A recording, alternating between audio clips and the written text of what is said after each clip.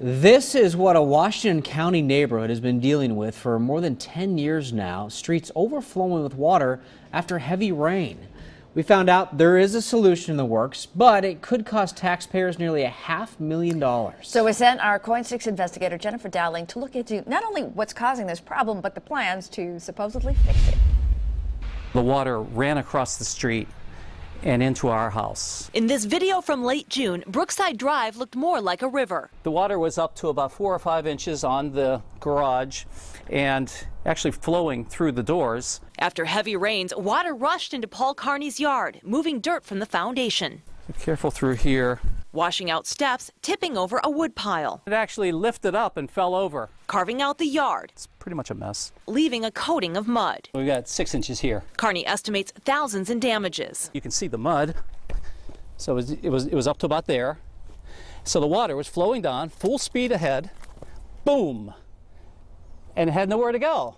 So it jumped up. I went to the group that manages water resources for Washington County Clean Water Services to ask them what happened. The spokesperson said this culvert, which had been there for decades, was too small for the rain event. There's a significantly undersized culvert. And that wasn't the first time. Documents I received through a public information request show 5 other flooding complaints in the past. In April 2003, Howard Gay reported local flooding. In December of 2010, James Foley reported, quote, pipe going under roadway is blocked. In October of 2013, Tony Secker reported the ditch is not working correctly. And in March of 2014, James Foley reporting again, creek water is flooding street. Lori Secker reporting on June 26, 2014, water was flooding the road and coming into her garage.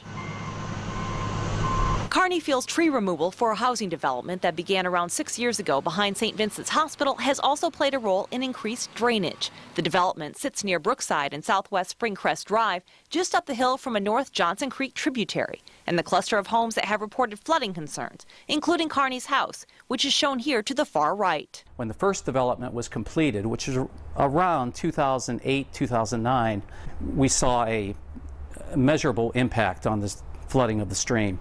Now that phase 2 is going in, we're very concerned with the upcoming fall rains. The property changed hands over the years. Most recently, Mission Homes Northwest LLC bought the property in early 2014 to finish the subdivision.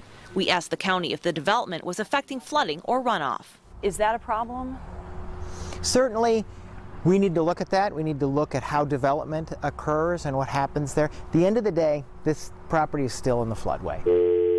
Mission Homes Northwest land manager Kurt Dalby agreed to answer some questions by phone. There's always an opportunity to blame the developer when he comes in, but remember, this project before I bought it had been clear-cut of absolutely every tree. He says they didn't start construction until July 7th, 2014, more than a week after the last complaint of flooding, and it's been dry since. Still, the company is working with Clean Water Services to help fix the smaller culvert. All of my conversations are just simply with Clean Water Services on a set of plans that my engineers submit. They do their calculations, come back and inform me what I'm going to do and what I'm going to pay, and I write a check and away we go. Documents show that Mission Homes did cut Clean Water Services a check with the amount offered for $68,000. According to this memo, engineering firm Emerio Design, working for Mission Homes, recommended that this was what they should pay to help fix the culvert, saying, quote, this fee is fair. If there are neighbors down there that have issues, they really need to take them up with Clean Water Services. I'm just simply writing a check to them to solve a whole bunch of problems. What do you mean by a whole bunch of problems? Yeah, I'm saying whatever problems they have, when they're off of my land and having nothing to do with what we're doing, I will sometimes write a check so that they solve them adequately, because it's beyond the scope of what you would do for my lots, my subdivision, because I'm required to solve 100% of every problem on my site. Okay. Then why would you contribute any money?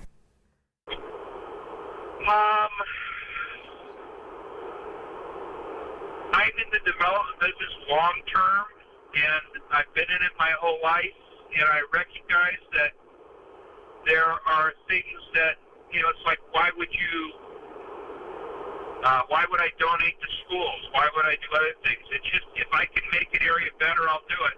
And I don't like leaving streets half-baked. Because Mission Homes gave Clean Water Services $68,000, CWS said construction of the new culvert was fast-tracked from 2018 to summer 2015, and CWS would be responsible for the rest of the project. This budget shows that engineering and construction is estimated at around $515,000, some of which will likely have to come from ratepayers. Did the agency settle for too little? Should they have gone for more from that developer? No, in fact, I think we got a tremendous value out of it, actually, because essentially you have a culvert that's got probably 50 years old. That's a lot of public money, though. So if it's, it is. Is it not all that developer's issue? No.